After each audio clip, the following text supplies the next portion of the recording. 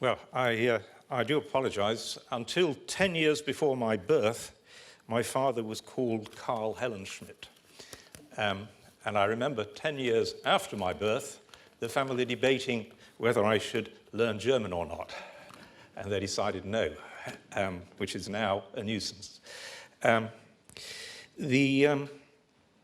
I passionately believe in the importance of communicating economics in society, which I understand this event is all about.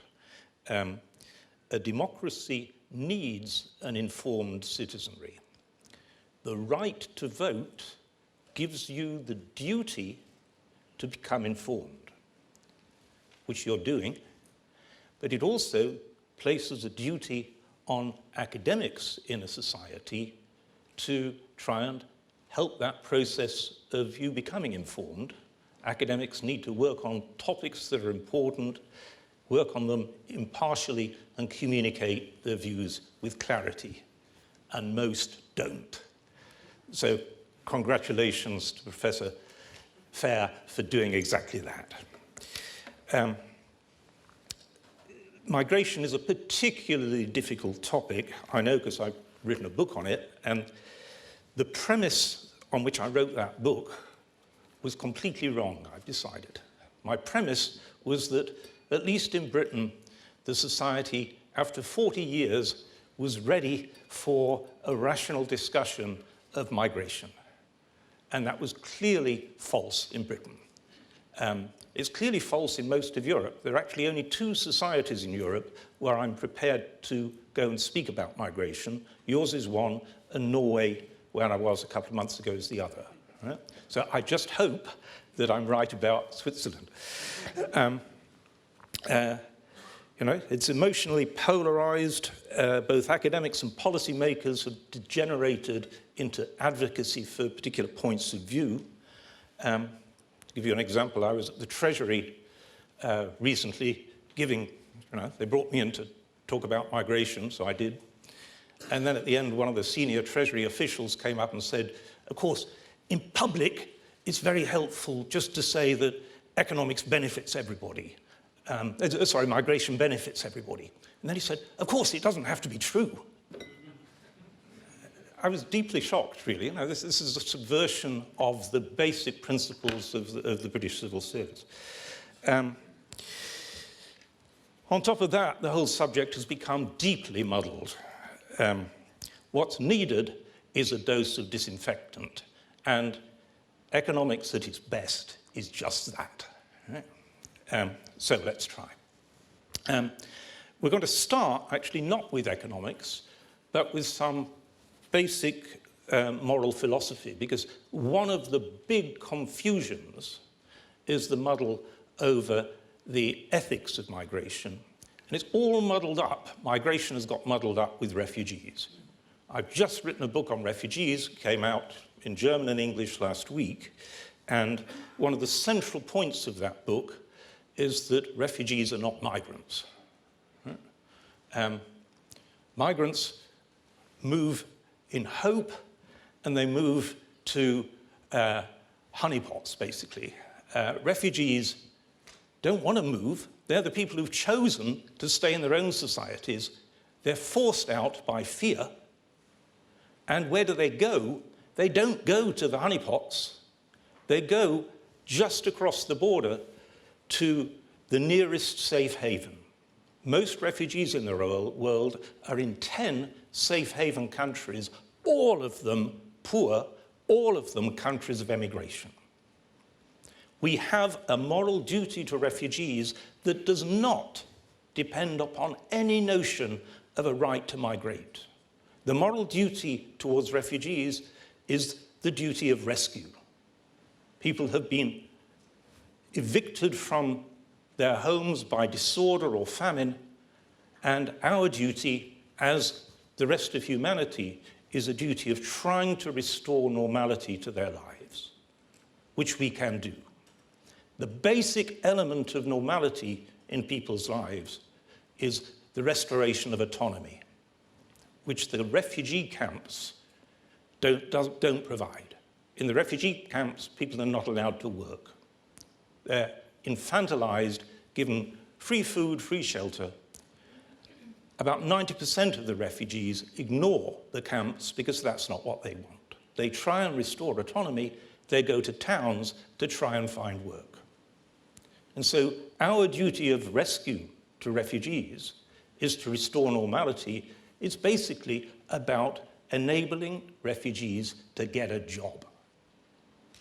And there are two ways of doing that. You can bring refugees to jobs, or you can bring jobs to refugees. In the Syrian refugee crisis, Europe's tried both of those. And bringing refugees to jobs turned out to be neither sustainable nor feasible. Unfortunately, Germany has managed to provide jobs for only about 14% of the refugees.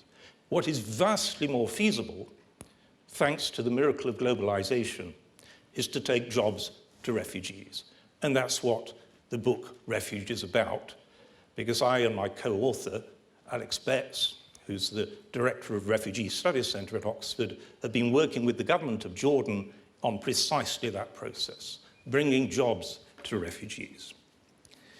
So, refugees, we have duties, very important moral duties that we've been failing to deliver, but it's not about migration.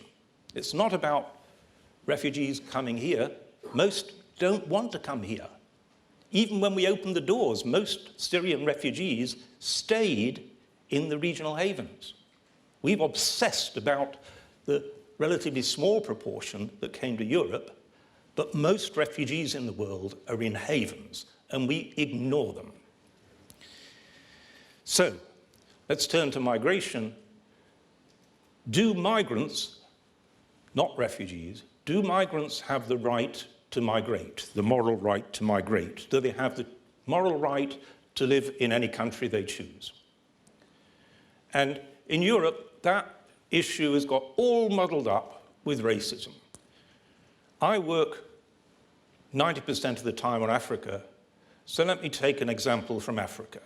This tie is given me by the Botswanan government because I've been on the board of the Bank of Botswana. Botswana, 40 years ago, was a dirt poor country. It's now a pretty prosperous country because Botswanans have run their society well. Last month, I was in Lagos, in Nigeria, which has managed to dissipate over $1 trillion of oil, and so remains dirt poor. There are over 100 Nigerians for every Botswanan. Do the Nigerians have a right to migrate to Botswana? If you believe there's a global right to migrate, you presumably believe that Nigerians can go and live in Botswana. You'll have a real tough job persuading the Botswanans of that moral proposition. Right? In short, there isn't really a moral right to migrate to any country of your choice. We do have moral duties towards poor people. I've spent my entire working life on that. But it's not basically about migration. So what is the ethics of thinking about migration? Migrants themselves, of course, move out of self-interest. There's nothing wrong in that, but that's what they're motivated by. They're trying to move in order to improve their material circumstances. In taking that individual, rational, self-interested decision, they create effects upon others, which economists call externalities, effects on other people in the societies they leave, effects on people in the societies where they come to join. And the ethical responsibility of public policy is to think about and analyze those external effects, which may be good, may be bad, but that's the category.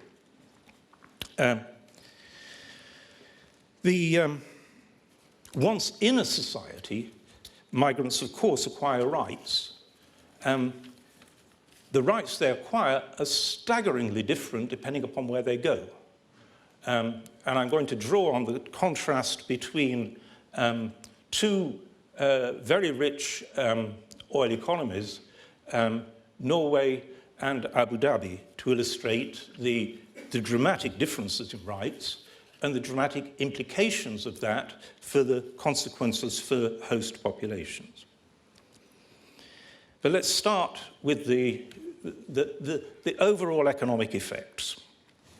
And again, there's a real muddle which economists have sort of contributed to around the concept of globalization.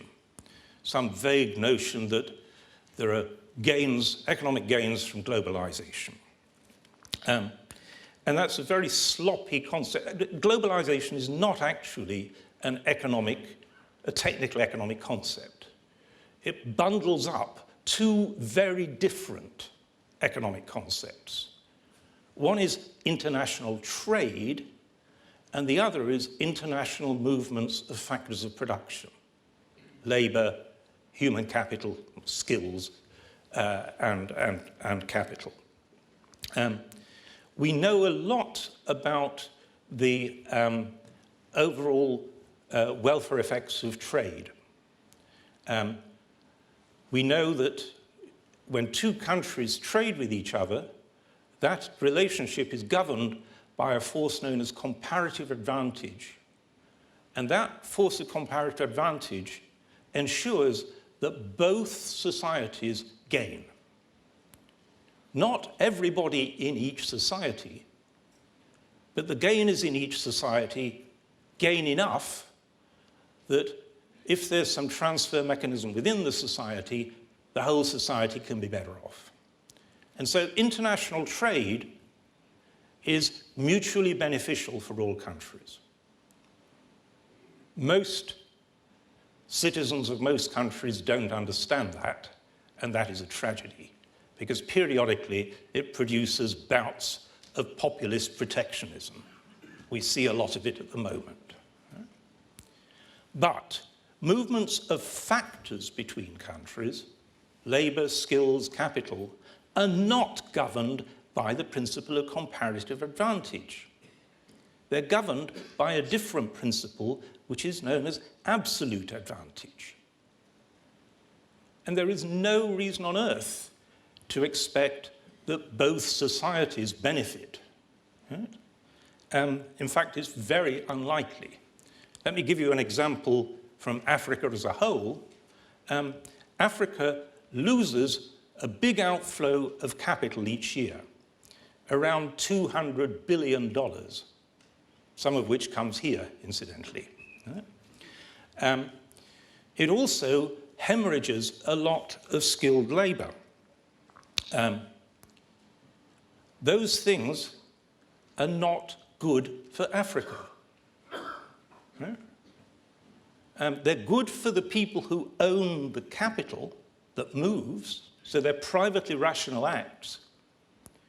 They're good for the people with the skills that move, but they're at best ambiguous in their effects for the people left behind. Right? If you think about it, it's actually catastrophic that Africa is losing $200 billion a year capital outflow when it's so poor. That's twice what it gets in aid.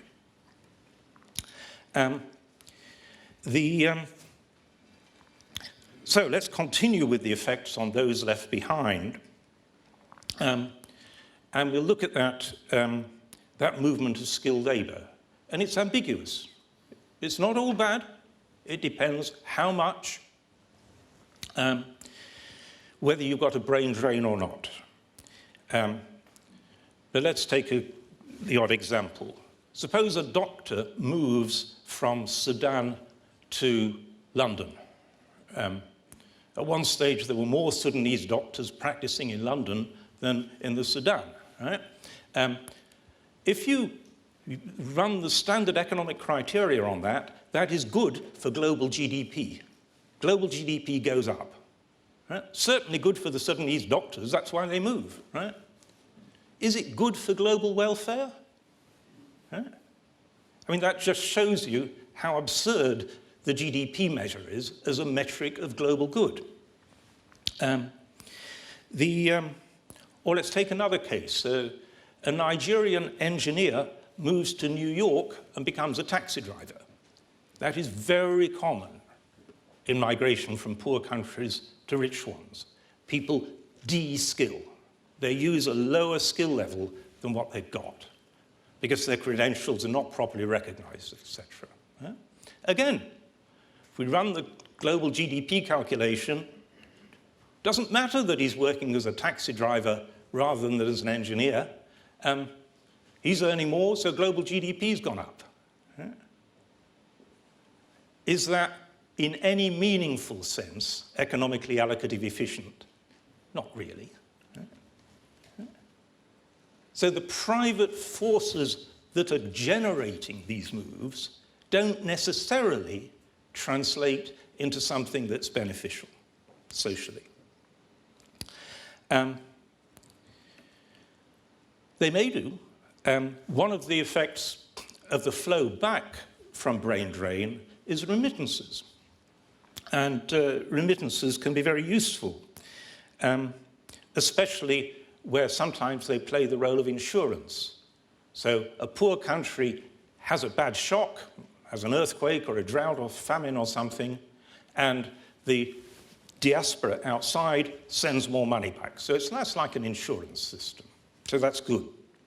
There are also effects on aspirations. Economics is just waking up to the fact that effects on aspirations really, really matter. Right? That's now being properly studied at last. And the effects that these aspirations have can themselves be ambiguous.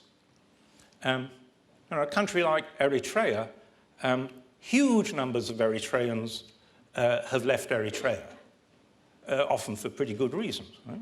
I've got an Eritrean friend in Switzerland. Now, the downside of that is if it creates a narrative back in Eritrea that life is elsewhere, right? That it sort of demotivates the idea that the real action in society is not within Eritrea. Right? But there's a potential good effect, which is that it might well persuade young Eritreans to get the education that they need in order to be able to go abroad. And maybe more people get the education than actually leave, so you get a brain gain. And that balance between brain drain and brain gain has been carefully calculated by economists, not me. There's a team in Belgium, it's very impressive. And what they found is they've been able to calculate it for a lot of countries. And the big countries where it's a gain are China and India. And the reason is that although there are a lot of Chinese and Indians abroad, there are very many more of them back home. And so as a proportion, China and India have rather a low rate of emigration. And at low rates of emigration, it's brain gain which trumps. Conversely, the many poor societies on which I work are all in the camp of brain drain. So China gets a brain gain out of this. Haiti gets a big brain drain. 85% of young educated people leave Haiti, and that's debilitating for the society. That applies not just to the poorest countries. There's a recent study by the IMF of the effects of migration within Europe as a result of the accession of Eastern Europe into the free movement of labour. And what the IMF study shows is that that has actually retarded growth in Eastern Europe. So instead of the labour movement producing catch-up, it's heightened divergence, unfortunately. Let's turn from the effects on the people left behind in the poorest countries, in the countries of origin, and we'll turn to the effect on the host societies, such as your own. And as I indicated before, it depends what rights migrants are given. Let's go back to that example of Qatar and Norway. I think I said Abu Dhabi. We'll take Qatar. Qatar and Norway. They've both got huge amounts of oil. Right? And they both have loads of immigration. And they both have very different policies towards the rights of those migrants. So in Qatar, migrants have basically no right to any of the share of the oil. They're paid whatever the wages that will attract them from their poor country. So they're not paid anything like the wage that Qatari themselves are paid, and they get no share of the oil. In Norway, where I was a couple of months ago, it's exactly the opposite. Migrants are given very decent rights, they're paid the same as Norwegians, and they get a share of, an equal share of the huge oil fund that the Norwegians have built up over many years of prudence. So the Norwegian migration minister was telling me they think that migration will, by around, I forget, 2030, end up with about a third of the Norwegian population immigrant. And so effectively that will have reduced the endowment per native Norwegian, the oil endowment, by about a third. So if we're looking at the effects on host populations, Qatar, undoubtedly the host population benefits a lot. They don't have to do any work. Right? Hard to see that that's a terribly good thing, but anyway, that's what the Qataris have chosen. The Norwegians, it's hard to run the numbers and get any conclusion other than the Norwegians, the native Norwegians, have actually taken a reduction in income. If we turn from, that's the effect of sharing or not sharing publicly accumulated assets. And I've taken Norway and Qatar because the publicly accumulated assets there are huge and obvious. Right? You've got a lot of publicly accumulated assets, but they're not as obvious as a honeypot of oil. Right? If we turn from public assets to private assets, the main private asset that matters here is the housing stock. Right? That's the asset which is most widely owned. And so what's the effect of migration on the housing stock? Well, it pushes up its value, it pushes up rents. And that's good if you own a house and bad if you rent a house.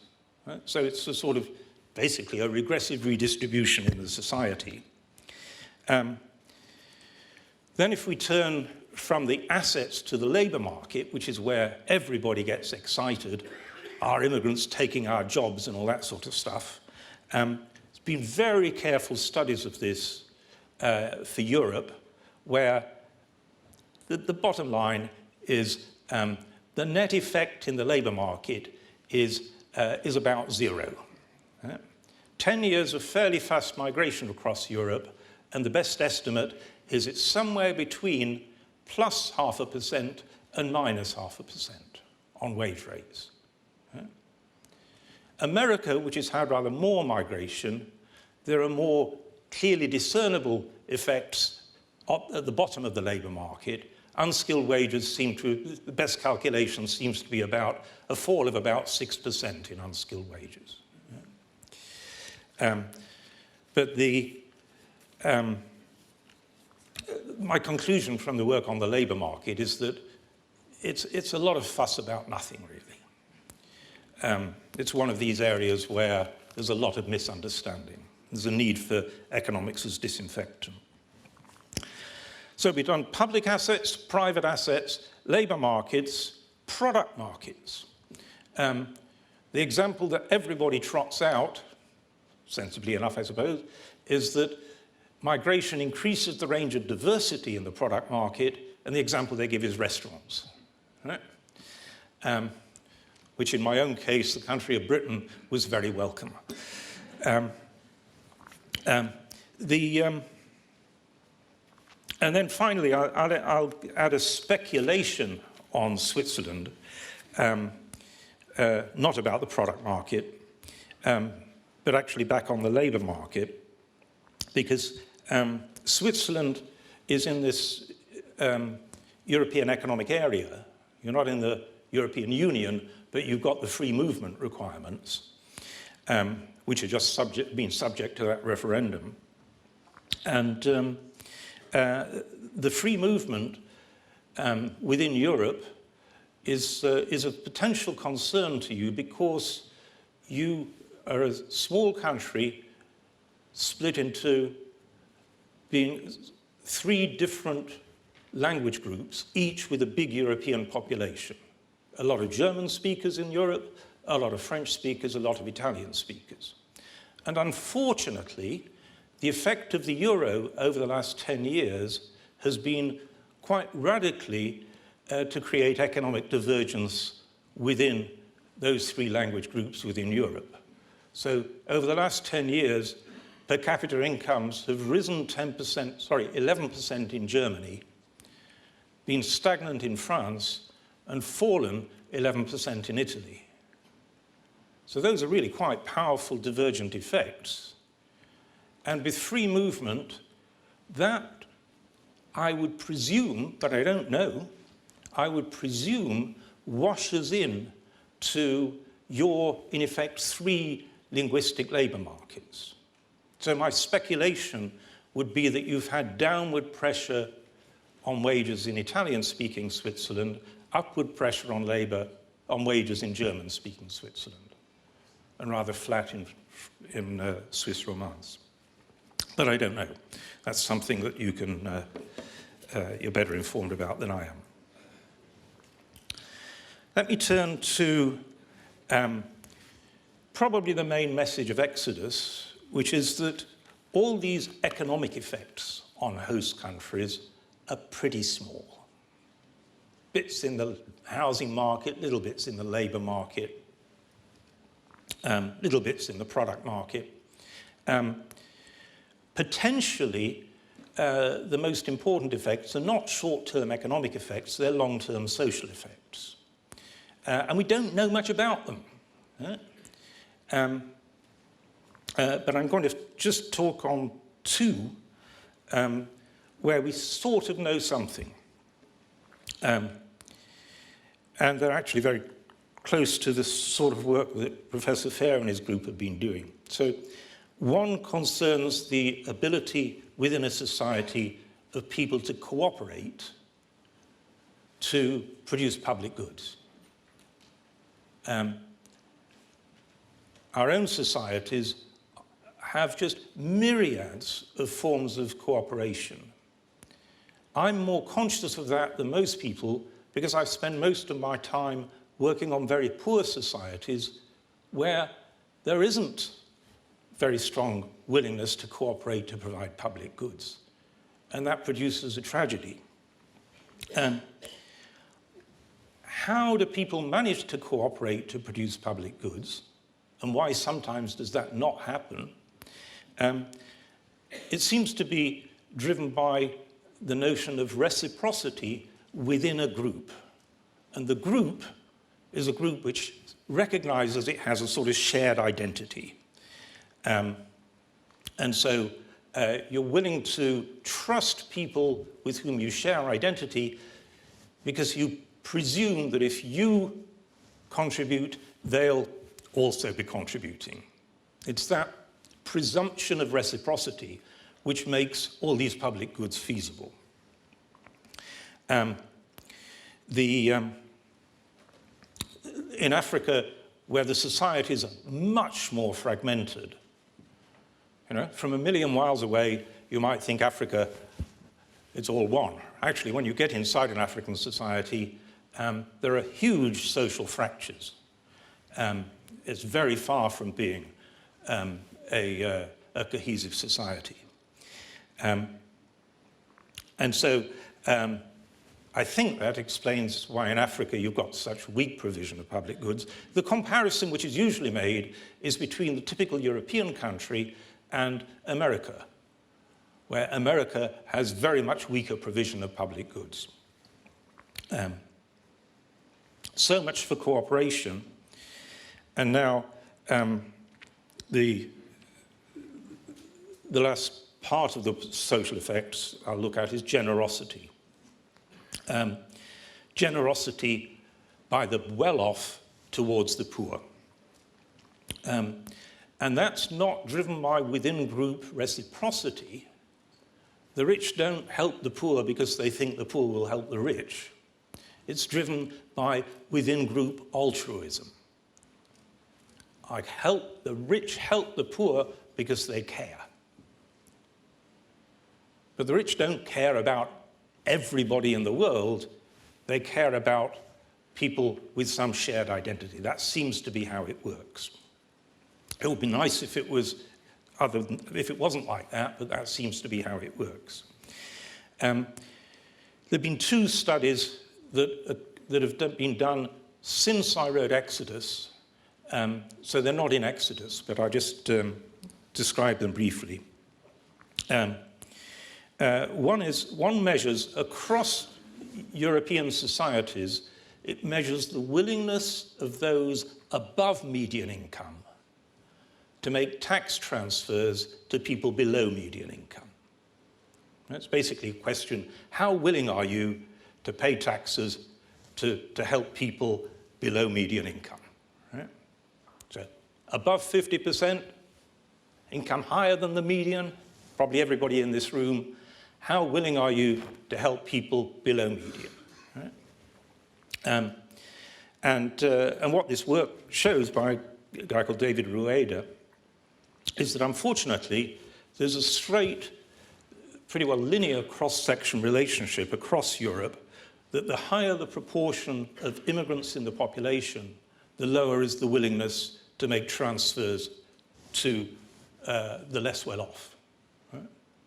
That's just a correlation. It doesn't establish causation. But there's another block of work by a couple of Spanish political scientists who've used laboratory experiments, which is the fancy end of social science. You put people in a room called a laboratory to get a bit of scientific glitz on it, and you do things to them and measure them as if they're rats, right? So what this experiment did was, we divide the room into 2 groups. So that half of the room is in one room, this half of the room is in another room, and we prime you with different concepts. Priming is a psychological concept, right? So I talk to this group about football, so that football becomes salient in your heads, right? And this group, I talk about immigration, so immigration becomes salient in your heads. And then I say, how willing are you to pay taxes to help poorer people? Right? Obviously, football's kind of nothing to do with it. But unfortunately, what this result comes up with is this group is more willing to make transfers than this group. And that's kind of consistent with the Rueda results, that for some unfortunate reason, the more migrants there are in the society, the less generous the society becomes towards the poor. So who loses from that? Poor people within the society. Right? And that may be why generally poor people in societies are more hostile to immigration than better off people. Better off people control the media, so we accuse poor people of being racist, and maybe they are, but actually maybe they've got a perfectly rational reason for being wary of immigration, right? Because they know that it'll make the rich less generous. Yeah? Let me draw towards a close and say, how do we counter all that? What can we do to stop this deterioration in the social effects? And to my mind, the the answer comes that we need to focus on absorbing immigrants into a shared identity. That process seems to me absolutely fundamental if we are to preserve the cooperation and generosity of the high-income societies. And so migration has to be linked with how we help migrants to integrate when they're in a society. How they come to see themselves as nationals and how they come to be seen by natives as nationals, so that the shared identity gets built up. And we know little about that process of absorption. I think what we do know in Europe is that it's harder than we thought it would be. So here's one thing that we seem to know, and that is that the bigger is the diaspora, the more does social interaction occur within the diaspora as opposed to between the diaspora and the rest of the population. Right? If the diaspora is small, the immigrants basically interact with the native population. As the diaspora builds and clusters, if it clusters, then you get pockets of social interaction within diasporas, but less between diasporas and natives. And that suggests that, so that's basically the proposition that as the diaspora gets bigger, the rate of absorption slows down. Now that matters because there's another effect of diasporas, which is that as the diaspora gets bigger, the rate of immigration speeds up. There's a very simple reason for that diasporas make migration much easier. They channel money, they channel information. Right? And that makes the whole process dynamically unstable unless it's controlled. Right? There's a tendency for migration to accelerate as diasporas build up, and as they build up, for the rate of absorption to go down. And that process, that unstable process, has to be managed. It can be managed at both ends. For a stable society, a society with a given level of diversity, whatever level that is, but if it's a stable level of diversity, rather than an ever-rising level of diversity, for a stable level of diversity, the rate of flow in to the society has to be the same as the flow of absorbed population.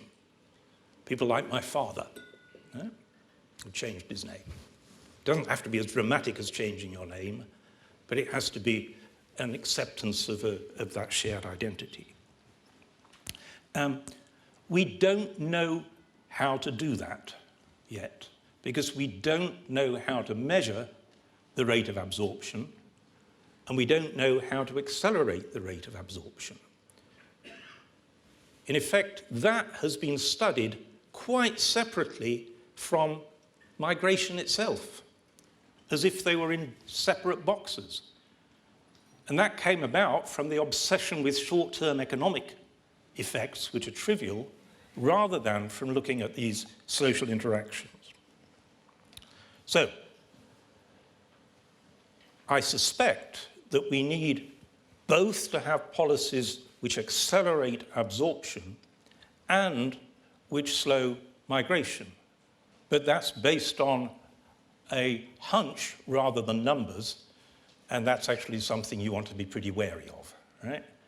So the right final message from this is we need social science to go and measure this stuff properly.